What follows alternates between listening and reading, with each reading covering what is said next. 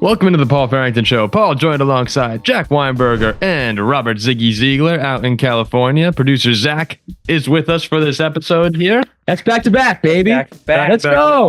Let's go. No 5 a.m. can kill me now. No, the AFC North. He's gotten used to it. The AFC North is the division today. Please remember to like, comment, and subscribe to this channel. You can always become a member. We just had a merch giveaway just a few episodes ago to 2 different people who won merch, who are members right now. So again, if you join, become a member, you can find the link in the description. Go to our homepage, click join for $4.99 a month, I believe it is. You become a member. We really appreciate everyone who is. Helps us support the channel and in a ton of ways that you guys won't imagine. And we'll have some fun giveaways, some competitions during the season. It's going to be a lot of fun. So being a member actually does have some perks to it, believe it or not. And of course, you can always listen to us on audio if you can't catch YouTube. What's so funny, Ziggy? Paul, man, you got to do a better sales pitch than that. It actually has some perks, believe it or not. Believe it. Seriously? And I was also a marketing major, too. I'm looking at Zach, wide awake, especially in the shots. He's happy. Look at this guy. He's happy, smiling on his face. Here. He doesn't look tired. I mean, this is not fantastic. Snoozing. No, yeah, normally he's actually asleep at this point. This is fantastic. Yeah, this is peak show This is past Zach's bedtime. I'm telling you, July's the best time of the year. People are awake. They're happy. It also could be I'm just so sleep deprived that I'm up. Or you just have no idea what's going on. Zach, you a little drunk right now or no? Yeah, Ziggy, I got to sell that better. Become a member. It's awesome. We have so much fun in this community. I mean, they can ask any of our members whether they like it or not. Well, they do. I truly believe that it's worth the membership. It's fun. Like people enjoy it. The competitions are going to be great during the season. People, if you're a member on this show, it is well worth the investment. I guarantee you. Oh, 100%. You'll have a lot of fun. You wouldn't regret it. So we did the NFC North in the last episode, AFC North today. We have 2 more left. The South division's coming out next week. Jack, this is your show, man. This is the one. This is the one that people wait around for. I'm ready to carry this show. I don't have many fans. Most people don't like me, but the small amount of fans that I do have, I'll bring at this show for my. Yeah, they're here for this. This is the show. They're for my AFC North analysis. 99% of the shows, people are like, get this guy off camera. I also got a high noon. Just like I had last episode. So it looks like the same one almost. Yeah. Same flavor. Same flavor. I got the same shirt on too. So it's our North show. So I decided to go with a college that's located in the North in Auburn, Alabama. Yeah, Auburn, Alabama. Testing Jack's geography, So if anyone who believes Colorado is in the Midwest, just take this. Take this right here. All right, the AFC North. Again, we do these shows, the favorite, the top challenger, the dark horse, and the bottom feeder. That's just the names we assign for it. Doesn't necessarily mean a team sucks.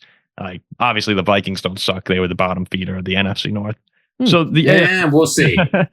So the AFC North show, the favorite there. I mean, this is probably the best division in football. The 2 North divisions are.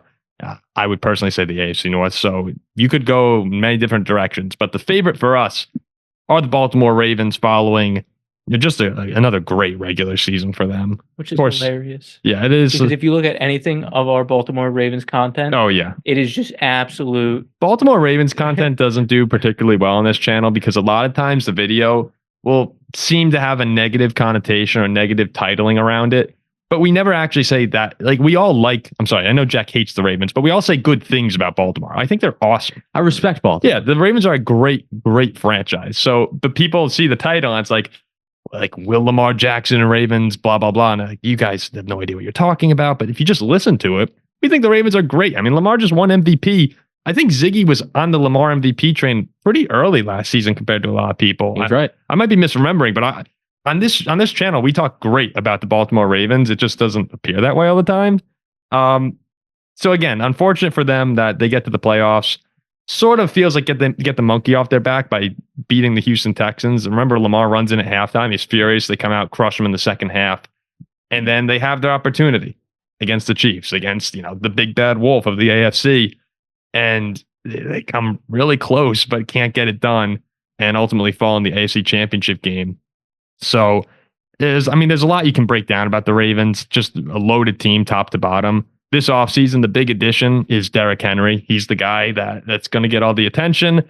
2-year, $16 million contract, so they didn't pay too much to him. How much more does he have left in the tank after turning 30 years old?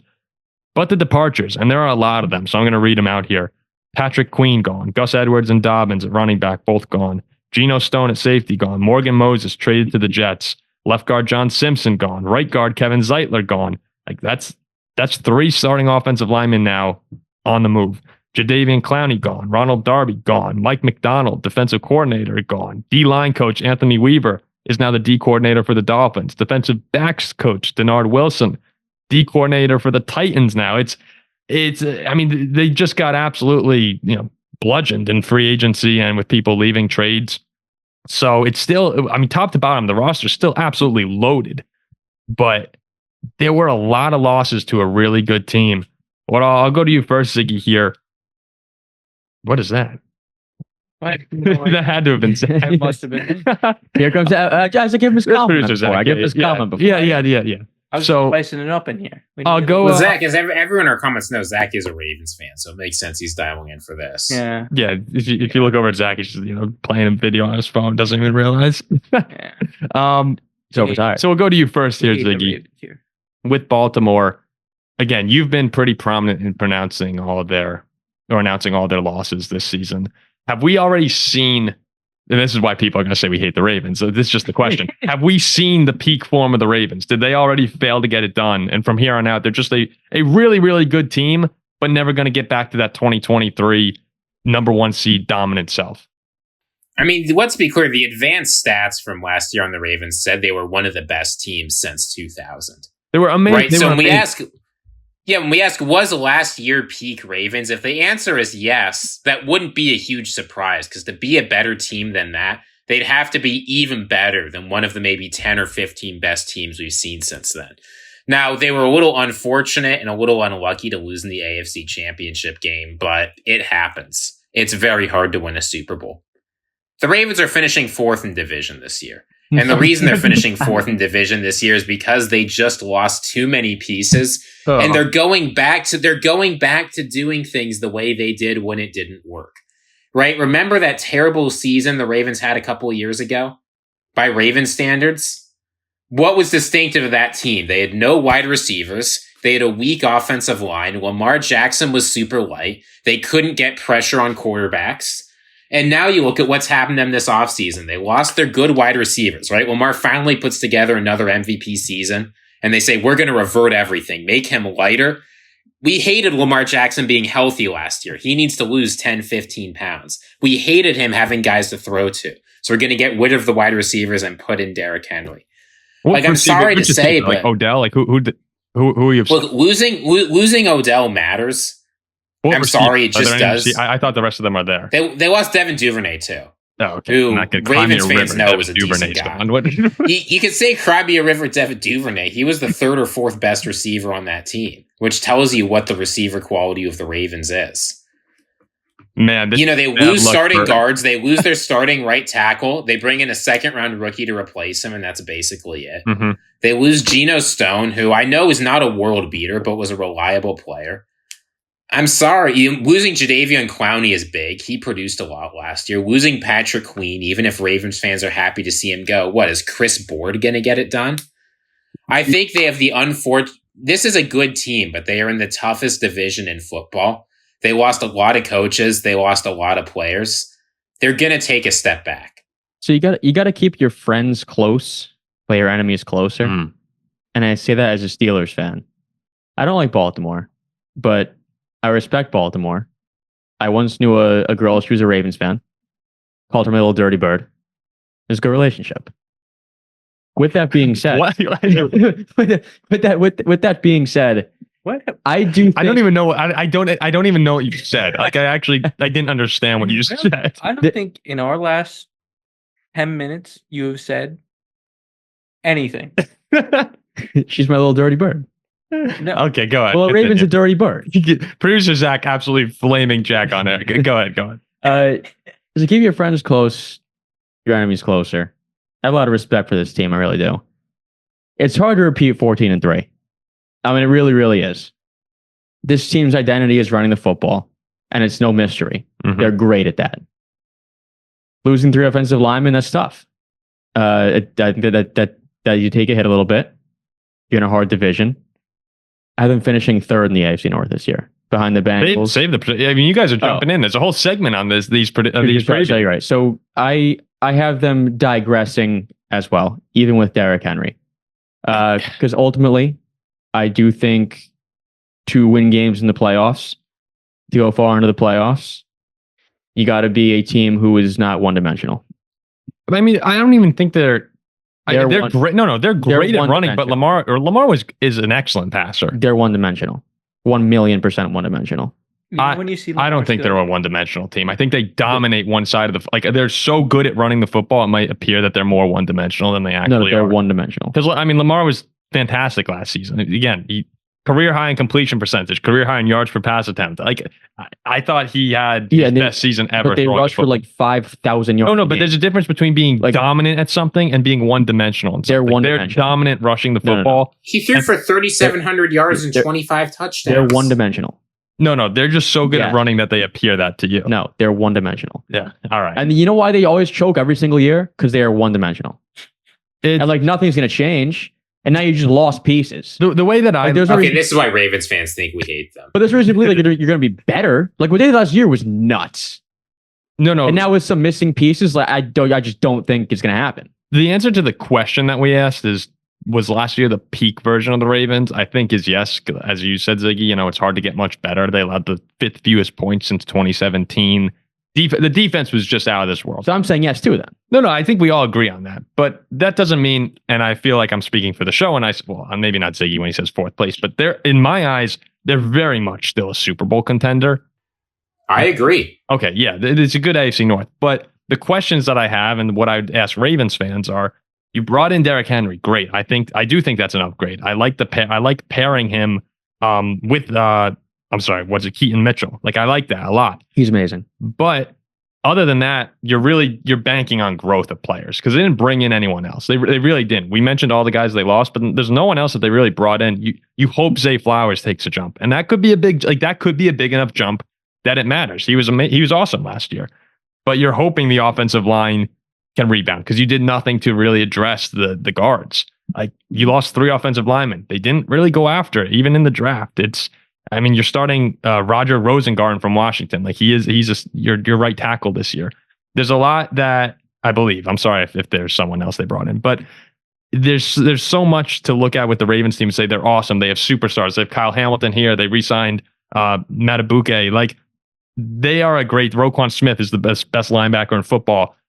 That's all there, yes. But in terms of taking another step forward, they didn't do that. They actually took a step back. It's just, is that step back like non-competitive anymore? No, it's still Super Bowl worthy. That's how good they were last year. So I'm disappointed with the Ravens a little bit in that I wish they had done something else in there to try and elevate the roster. But again, it was hard for them to do that because they were bound to lose a lot of pieces.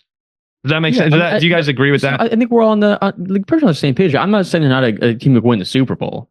I just don't think last season is repetitive. But if they went 13-4, I would not be shocked. Like I really don't think it's that crazy if they were amazing again. I just don't think they'll be as dominant as they were last year, where they were. I mean, they beat the crap out of San Francisco in San Francisco. And I think I'd be surprised if they won 13 games. Okay. You still think? Okay. I mean, I think it's surprising when any NFL team wins 13 games, right? The Ravens win total is not 13 and a half. But there's a chance they'll be very, very good this year. I'm just not convinced. It's hard to repeat MVP for performance from Lamar and one of the best defensive performances in the 21st century from the defense. Like they were one of the better defenses we've seen in the past 10 years. Okay, the top challenger here. Come on, say it. The Cincinnati Bengals. The Cincinnati Bengals. They have to be the top challenger. Remember the Bengals start off the season. They start off the season in less than ideal fashion with the Burrow injury, and where people are talking about the Bengals being doomed, even on this show, believe it or not. And we like the Bengals. They were my Super Bowl champion. Burrow comes back.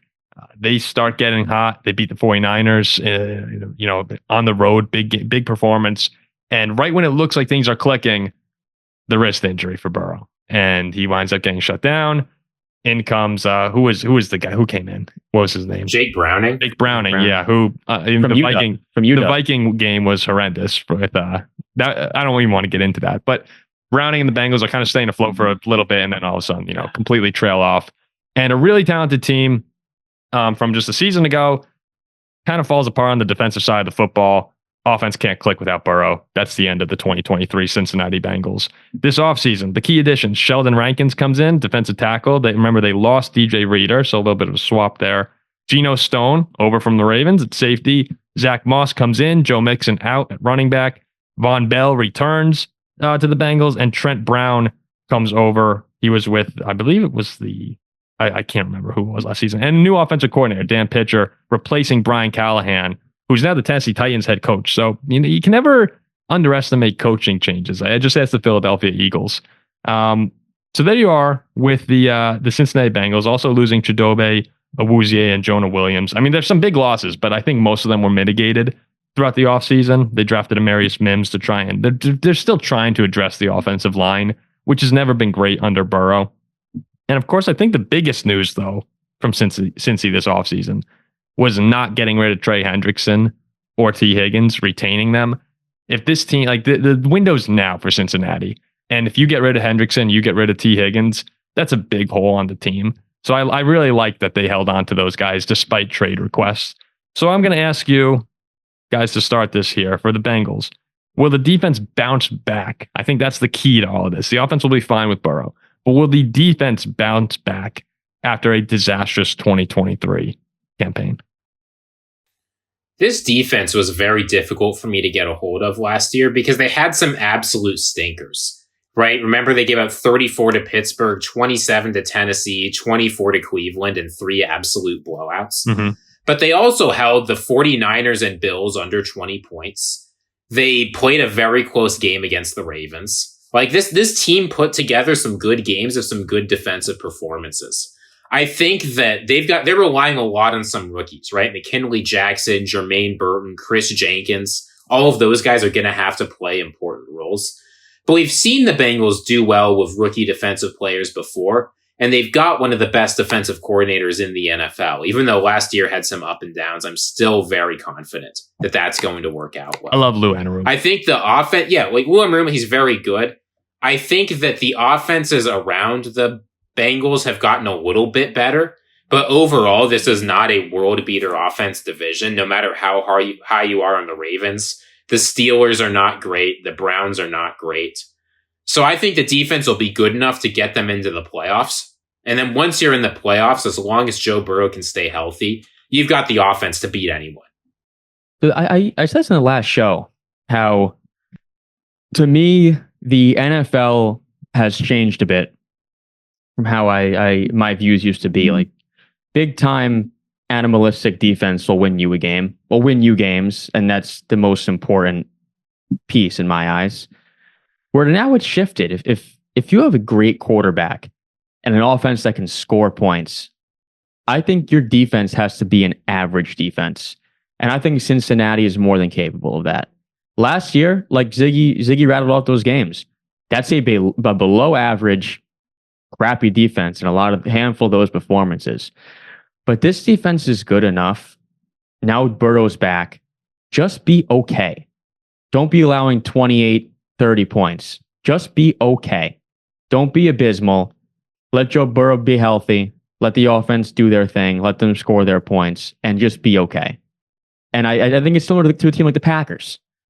And I mean, I see a great season coming up for Cincinnati. I hate to say it. I think they have a great offense and their defense is good enough to just be an average defense in the AFC.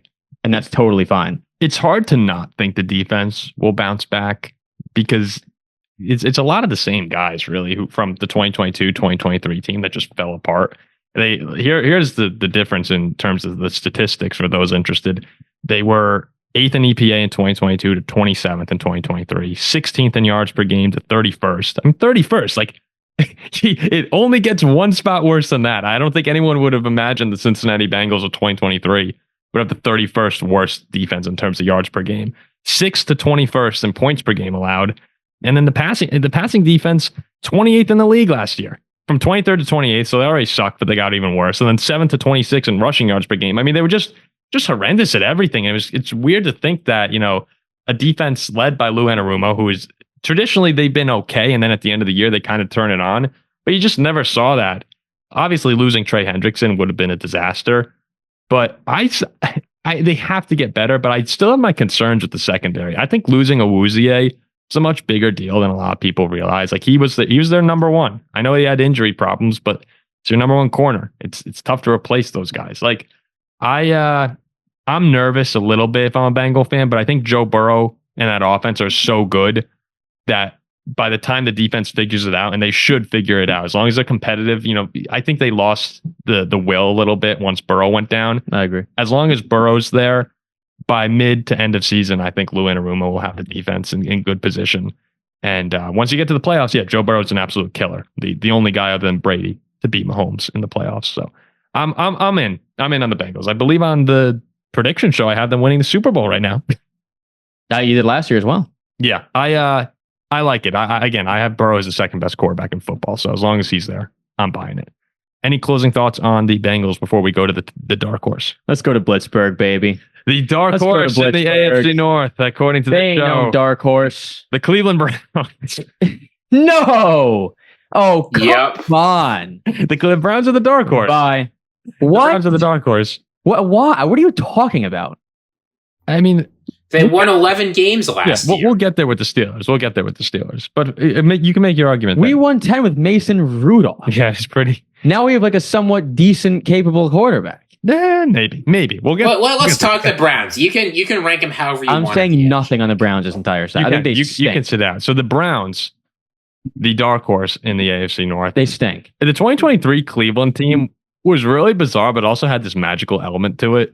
Because in week 10, they moved to 6-3. Deshaun Watson has probably his best half of football in Cleveland against the Ravens. They win that stunning comeback performance, and everyone goes like, I had Browns fans texting me. I have friends from school, we're right in that area by Cleveland. They're like, holy crap, like this is it. This is what we've been waiting for. That was the Deshaun Watson we wanted. This was the win we needed in Baltimore. No one else did this last season.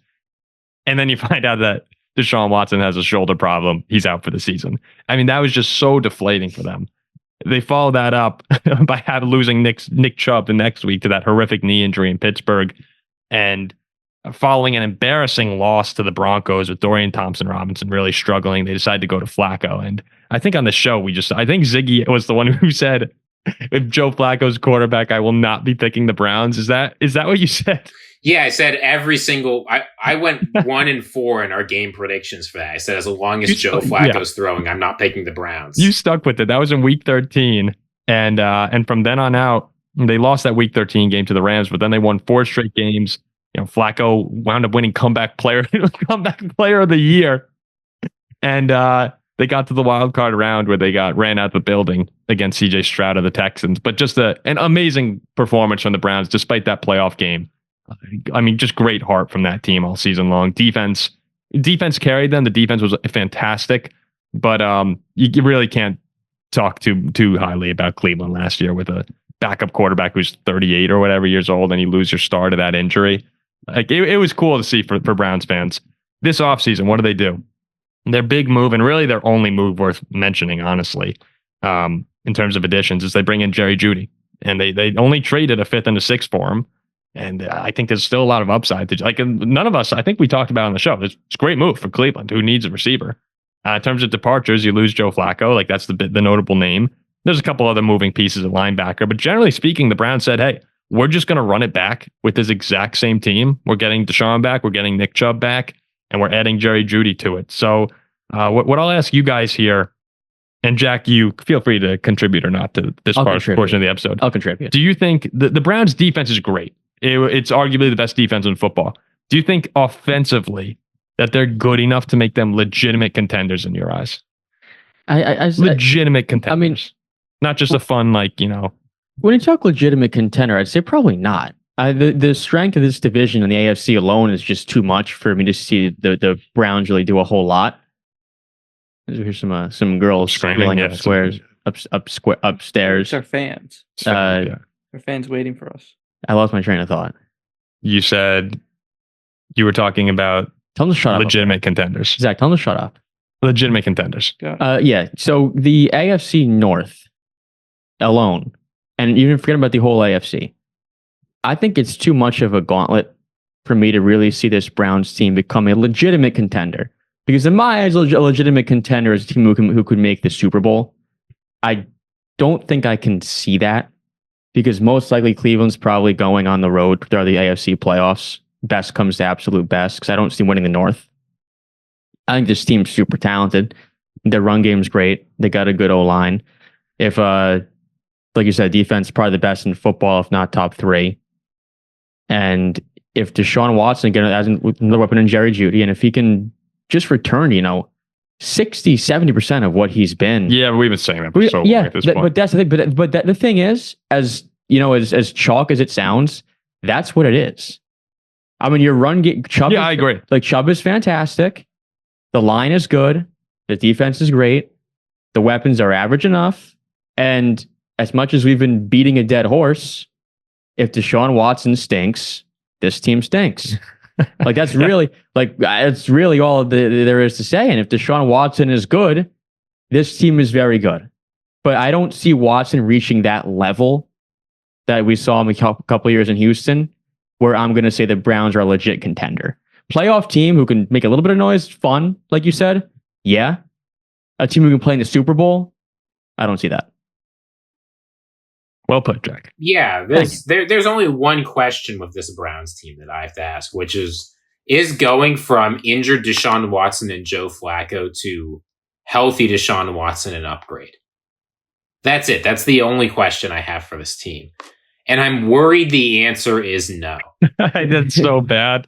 That's so that's the I was seeing if you had told me if I were making quarterback ranks right now, I think I put Deshaun Watson at 20. Realistically, I think you could defend putting him as low as 27 or 28. No, if you go back to 2020 and tell me that a guy is playing an MVP level in just a few years without really suffering a career-altering injury would be that bad, I wouldn't know what to tell you. We've never seen something like this case before. And I don't want Watson to be good. I'm thrilled every year Deshaun Watson goes out and sucks as one of the worst quarterbacks in the NFL. But despite being that terrible, they were 5-1 with him last year. They were 4-1 with Joe Flacco. So realistically, I know they did bad with DTR and Jeff Driscoll, but this team was 9-2 with medium to bad quarterback play for a lot of it. So if they win 11 games, if they win 12 games or 13 games, which is possible, even with Deshaun Watson as a bottom feeder, and if he can become anything better than a bottom feeder, you can't tell me that this team doesn't have a chance to do something. They blew out Cincinnati. They beat San Francisco. They beat Baltimore in Baltimore. They beat Houston in Houston. This team can play. Yeah, and it is funny that good Joe Flacco was better than good Deshaun Watson last year. When Joe Flacco showed up, all of a sudden it was wait, the Browns could have an offense. David Njoku, remember that at the end of the season? Where the hell is that? We've been waiting for that. You've been waiting. David Njoku burned his face off, and he was still one of the best weapons on the team. He didn't have a face. You've been waiting for the David Njoku breakout like that for years. It is when you look up and down the Browns roster. I have it in front of me here. The defense is phenomenal. We know that. But even on offense, yeah, it is one of the. It's not just a good line, Jack. It's a great line. Yeah, it's a top two line. It's probably right after Detroit, the Browns offensive line. It's one of the best of football, and it's asking a lot of Nick Chubb to come back. That's he had a bad injury, but him and Jerome Ford, it still should be a good backfield. It's check again, right? Bless you. Check again. Njoku, we saw it at tight end. Check. Now we're talking wide receivers. That's kind of been what's plagued them. I think Amari Cooper, Jerry Jeudy, and Elijah Moore. No, it has plagued. No. It's plagued them a little bit. They've had good receivers. They've had Amari Cooper. They had Jarvis Landry. They had Odell Beckham. What do you mean they've been plagued? Those guys weren't good there. I'm sorry. I don't think receivers have shown up. Haven't had good receivers. A good room. I don't think they've had a great receiving. Jarvis Landry and Odell both in their prime errors. That's just a black franchise. That was an okay. That was an okay duo right there. But I don't think as a group, sure, they were good. But recently speaking, how long ago was he in Cleveland? 3 years ago? Wasn't Odell when did he leave? 2021? This is going on year 3 with that. But regardless, there has not been great receiver production from the Browns outside of really Amari Cooper for a while now. And I do think that Jerry Jeudy is a bigger addition than people are talking about. When you look at all the win rates and things like that, Jerry Jeudy is actually a better receiver than people think. He's just in a crap situation. Yeah. Over the past 2 years, he's in a bad situation. He's put up 1,700 yards and 8 touchdowns. I'm not saying that's wide receiver 1 level, but that's good production. That's a great number 2. Yeah, so like I look at the receiver room and go, this is probably the best it's been in a while. And then it's like Jack said, it's just, is Deshaun Watson going to be good? And I lean more towards probably not than probably yes. So we all know it's a quarterback league. That's where if he doesn't show up, yeah, you're right. It means nothing. But if he's good, like I do think they're a Super Bowl level team. If Deshaun Watson is just a little above average, they are. So that's what it's going to come down to in Cleveland. I think we all know that, but Browns fans should be really excited because it's still that same question of like, will Watson show up? But if he does, the team's just as good, if not better than it's ever been. So I'd be happy if I'm a Browns fan. I mean, after sucking forever, you got to take the wins where you can. Dark cloud looms over them. Don't you think any Browns fan would sign up for this situation right now? 100%, yeah. But they're a black cloud I organization. feel like they've been signing up for like the last 3 years. Yeah, you're right, Ziggy. It's weird that Watson. You're always a choker until it's not. All That's right, how it goes. That will never be said again on this podcast. and that'll take us to the bottom feeder in the AFC North. I'm sorry, Jack. Welcome to Blitzburg. Bottom feeder, dude. This is my contender. it had to This be is my team to beat. Are you kidding me? the favorite. Your favorite. It's my Steelers? favorite.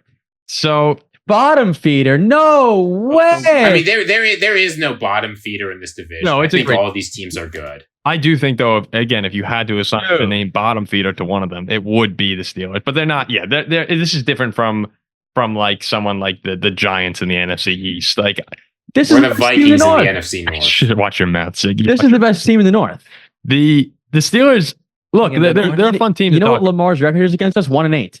Oh, I know. And Let's let Paul introduce this team, Jack. This is the and then best- you can this is the start best team in the talking, North. all All right? right, Jack All right, go- introducing him all by himself. well, Go ahead. Steelers, Go ahead. No, the Steelers could beat anyone in the AFC North on any given day. Like we established, anyone in the AFC North can beat anyone in the AFC North on any day of the week. Yes. The problem for the Steelers is that they play other teams, and sometimes that becomes Good, a Zach. problem Laugh for about them. it. Laugh about it, Zach. Hey, despite- last time we played, we smoked you guys. Yeah. Despite Kenny Pickett having a huge backing from Jack for multiple seasons now, that unfortunately just didn't work out in Pittsburgh. It is pretty amazing though. Even though Kenny gets hurt, you wind up benching him. You fire your offensive coordinator. Like there's a ton of drama in Pittsburgh last year. Their offense is non-existent. The defense is playing very well, but like despite all the problems you had, even the secondary wasn't that great. Mike Tomlin still finds a way to get this team to the playoffs. I have no idea how you guys continue to do this. It is for as a Viking fan, there are special memories attached to every playoff game the Vikings have. Like it doesn't happen very often. But you don't understand that. Like you really don't. And the fact that the Steelers keep going back is so impressive because you have Mason Rudolph like leading the way, and Rudolph's okay, but I mean that was not a playoff worthy team really last season, especially in a good AFC.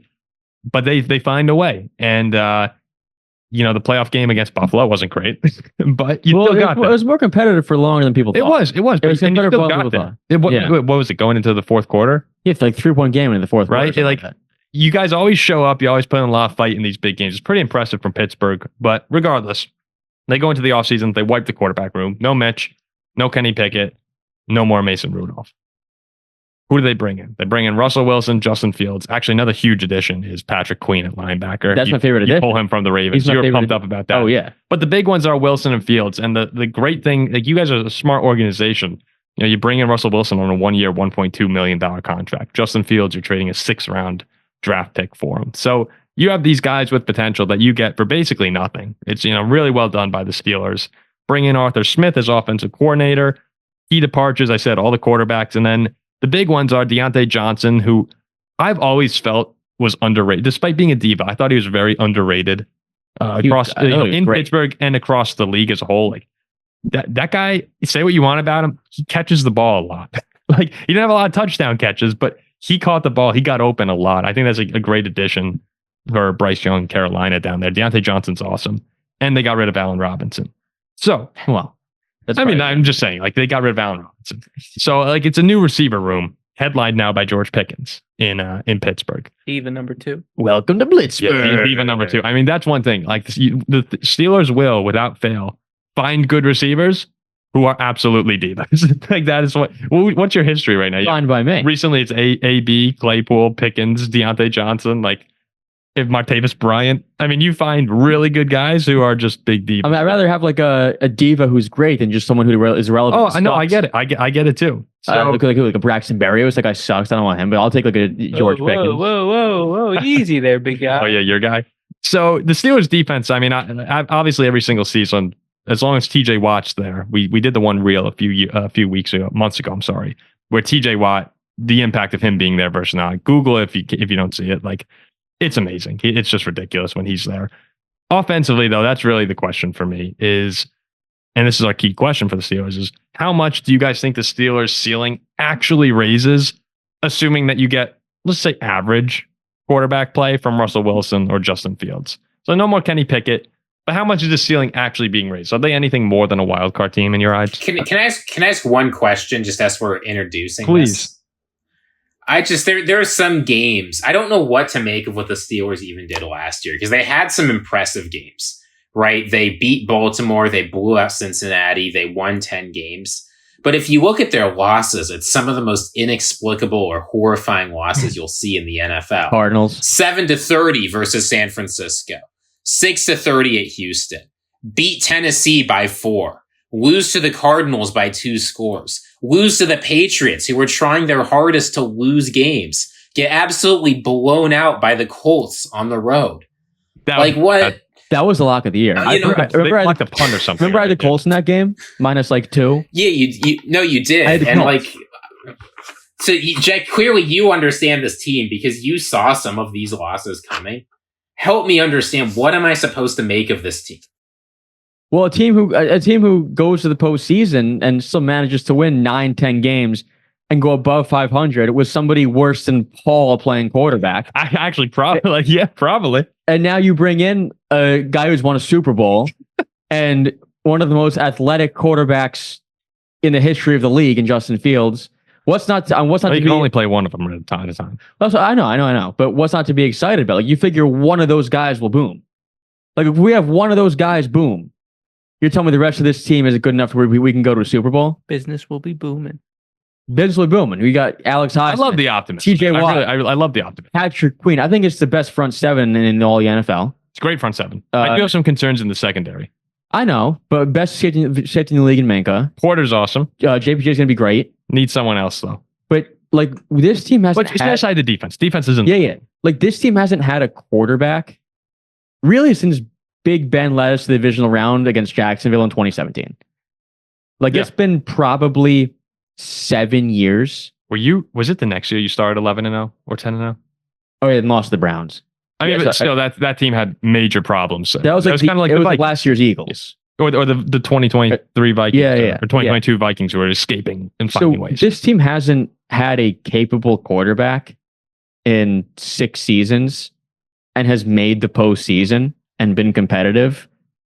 And now give us a quarterback who, one, has shown that he can be very successful and flew under the radar last year as having a great season. He had a very good year in Russell Wilson, in my eyes. He had a better season. He had a much better season than the year before. Season last year. Like, if Russ puts together a season like that, stretches in Pittsburgh, I like this team. I mean, to be fair, they did start the season 1-5 or something and lost 70-20. So, like, Russ wasn't great last year, but he had stretches towards the middle end of the year when they were making the run. He was playing good. I thought from week 6 on, he was good.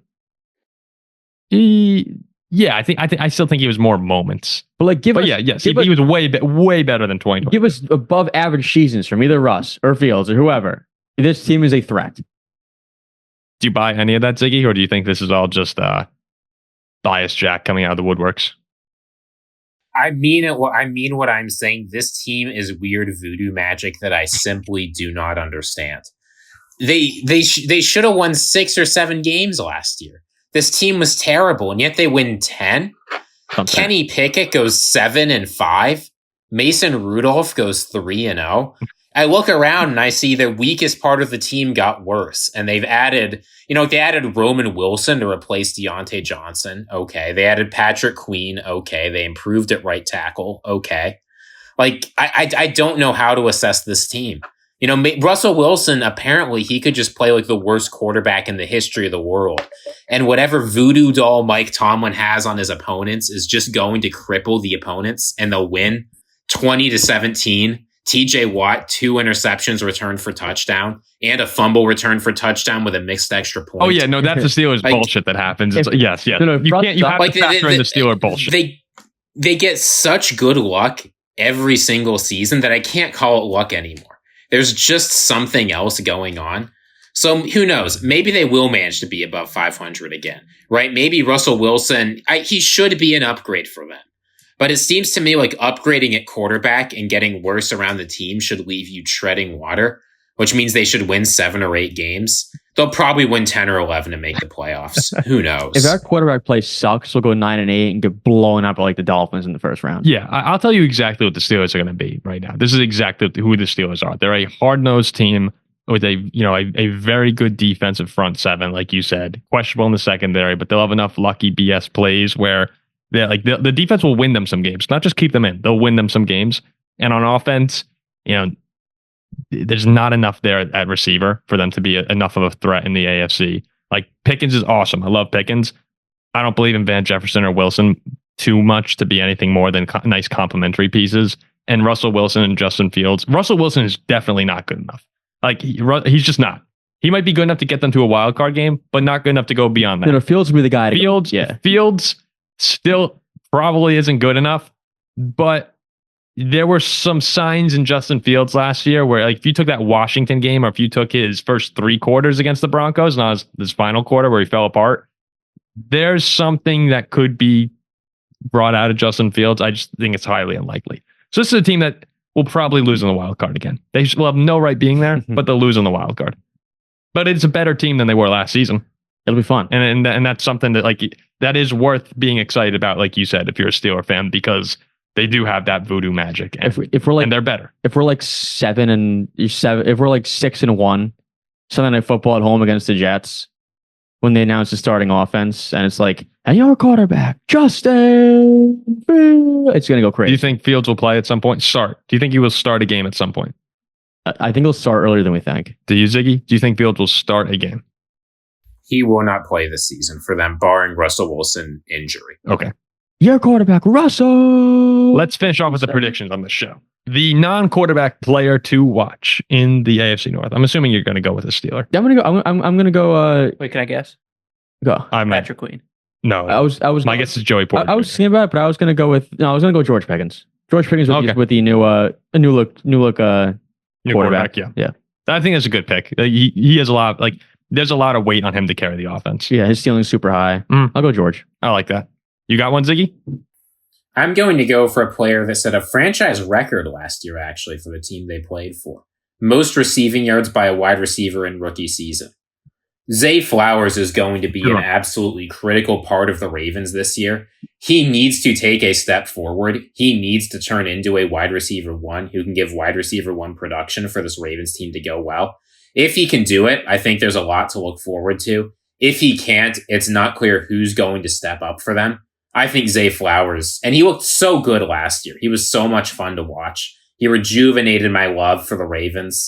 I'd like to see what Zay Flowers is able to do. Give Zay his flowers. Yeah, I love Ziggy saying he rejuvenated my love. I'm gonna stick with the receiver trend. I'm gonna go with Jerry Jeudy, like we were saying during the Brown segment.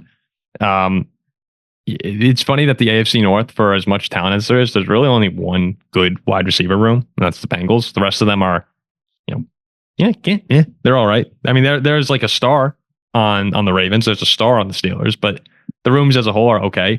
If Jerry Jeudy doesn't emerge as probably a little bit more than just a wide receiver 2, because Amari Cooper is he'll have his games, Amari, where he has 200 yards. There will be the Amari Cooper week with 215 yards and 3 touchdowns. But he's been inconsistent otherwise recently.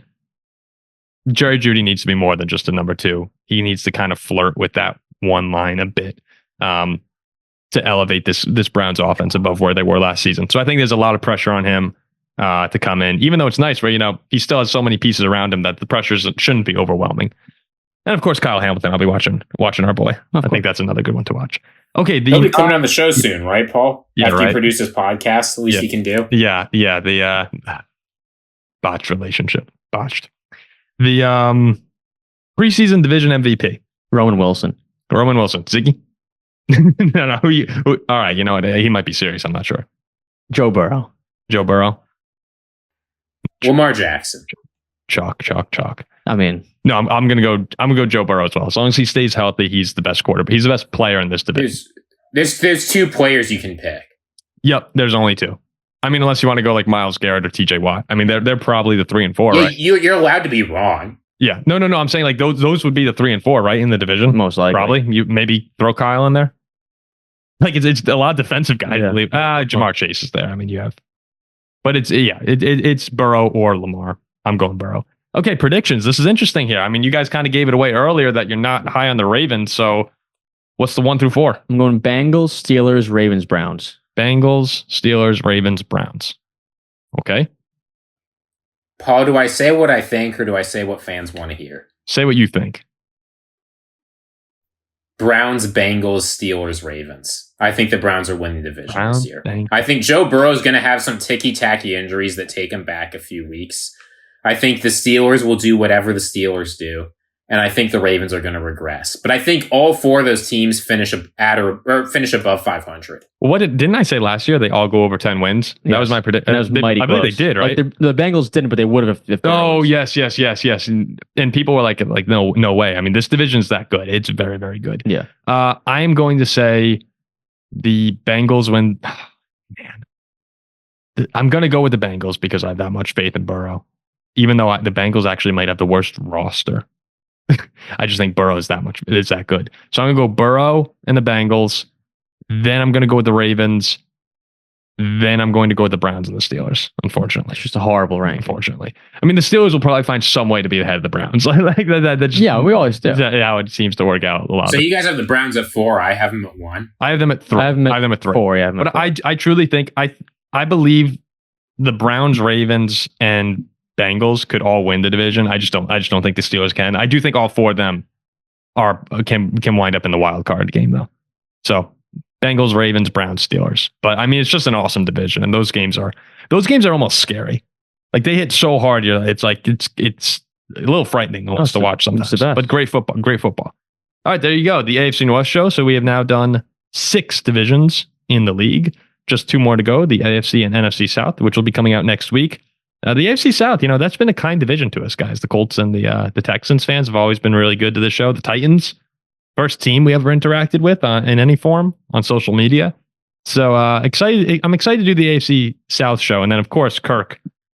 I mean, it'll be tough, but we'll get through it in the NFC South episode. So again, thank you, everyone. Please like, comment, subscribe to the channel, become a member, and we will see you next week.